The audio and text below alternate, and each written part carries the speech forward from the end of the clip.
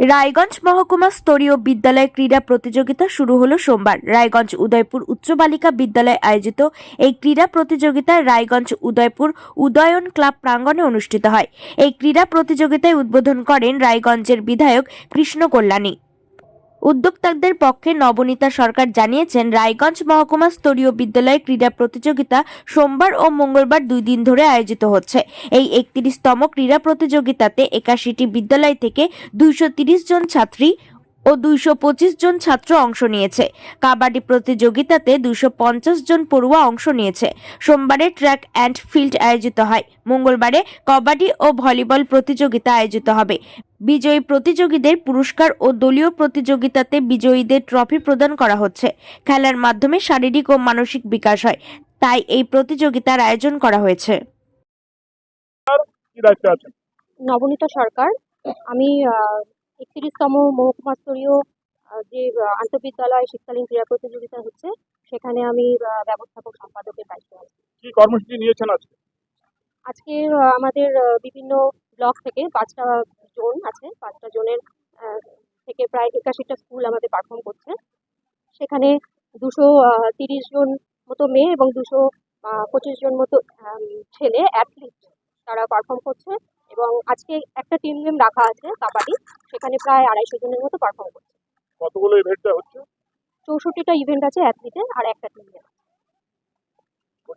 হ্যাঁ, মানে আবার সবাই মাঠ থেকে আসছে। আমরা চাইছি সকলকে মাঠে নিয়ে আসতে, কারণ মাঠই তো প্রাণ। জীবনের শুরুতে না হলে শেষ সময় হলেও আমাদের মাঠে আসতে হয়। হাঁটাহাঁটি, দৌড়াদৌড়ি, বিভিন্ন শারীরিক সুস্থতার জন্য আমরা মেনলি মাঠটাকে সাথে ছাত্রছাত্রীদের তাদের মানসিক দৃঢ়তা, চারিত্রিক গঠন, এই সমস্ত বিষয়গুলো লক্ষ্য রেখে বিদ্যালয় স্তর থেকেই কিন্তু খেলাধুলা প্রতিযোগিতা ব্যবস্থাপনা রয়েছে এবং সেটাকেই আমরা আরো তাদের কাছে আকর্ষণীয় করে তুলতে চাইছি। সেজন্য আমরা ছাত্রছাত্রীদের জন্য কিছু বিশেষ পুরস্কারের ব্যবস্থা করেছি। টিম গেমের চ্যাম্পিয়নশিপ ট্রফির সাথে সাথে আমরা কিছু জার্সি, ট্র্যাকশুট প্রোভাইড করছি এবং আমাদের সমস্ত অ্যাথলিটদের জন্য কিন্তু আমরা জার্সির ব্যবস্থা করতে পেরেছি আর কি। চেষ্টা করছি ওরা একটু আনন্দিত হবে। তাদের জন্য মানে অনেক শুভকামনা রইল এই সমস্ত ছেলে মেয়েদের জন্য। তারা এই ক্ষেত্র থেকেই মাঠ থেকে অনেক উচ্চ স্তরে এগিয়ে যাক, তাদের প্রতি আমার অনেক শুভেচ্ছা। কয়দিন চলবে এই খেলা? আজকে শুরু হলো, আজকে এবং আগামীকাল 2 দিন ধরে চলবে। আগামীকাল আমাদের আরো 2টো টিম গেম হবে, ভলি এবং কাবাডি, সেটা এই মাঠেই হবে। আর আজকে যেটা টিম গেম খেলা আছে সেটা কাবাডিটা, সেটা ওই মাঠে হবে, মানে আমার উদয়পুর বালিকা বিদ্যানিকেতনের নিজস্ব প্রাঙ্গণে হবে। এখানকার যারা চ্যাম্পিয়ন তারা পরবর্তীতে কোন পর্যায়ে? তারা পরবর্তীতে জেলা পর্যায়ে পৌঁছবে। রায়গঞ্জ থেকে শান্তনু চক্রবর্তী রিপোর্ট, আর বঙ্গ সংবাদ।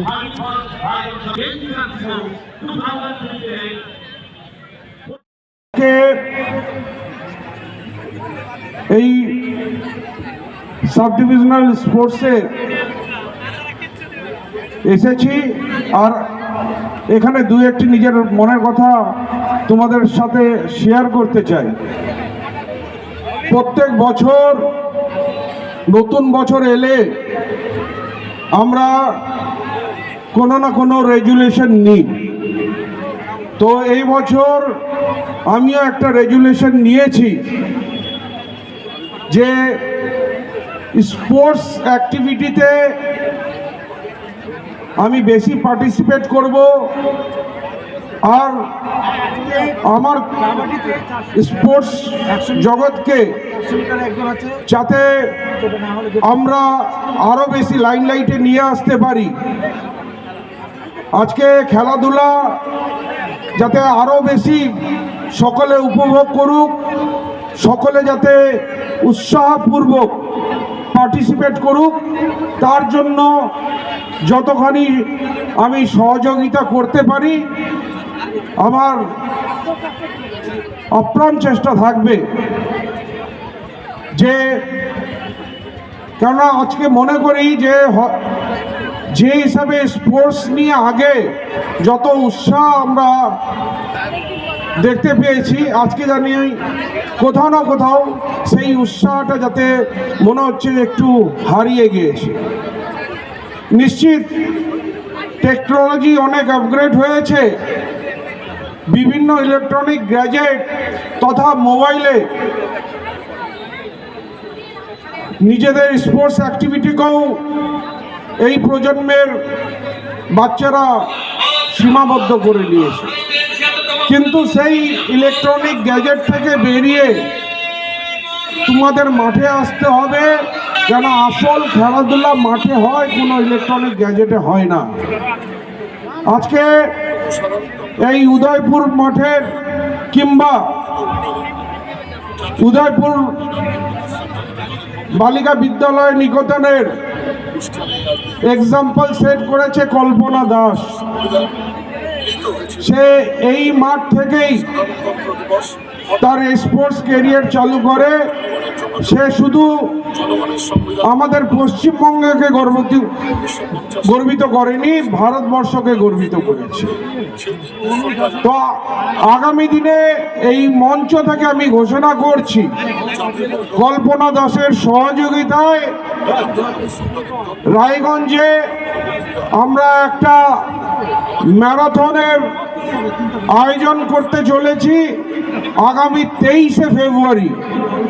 রান ফর রায়গঞ্জ, তার উদ্দেশ্যে পুরো রায়গঞ্জবাসী সেই ম্যারাথনে যাতে পার্টিসিপেট করুক এই মঞ্চ থেকে আহ্বান করছি।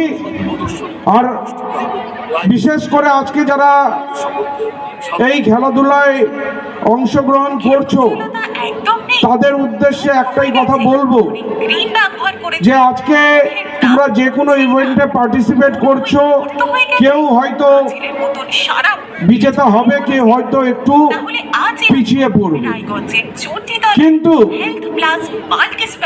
যে পিছিয়ে পড়বে নিশ্চিত সে এখান থেকে কিছু না কিছু শিখবে আর আগামী দিনে সে নিশ্চিত বিজেতা হবে।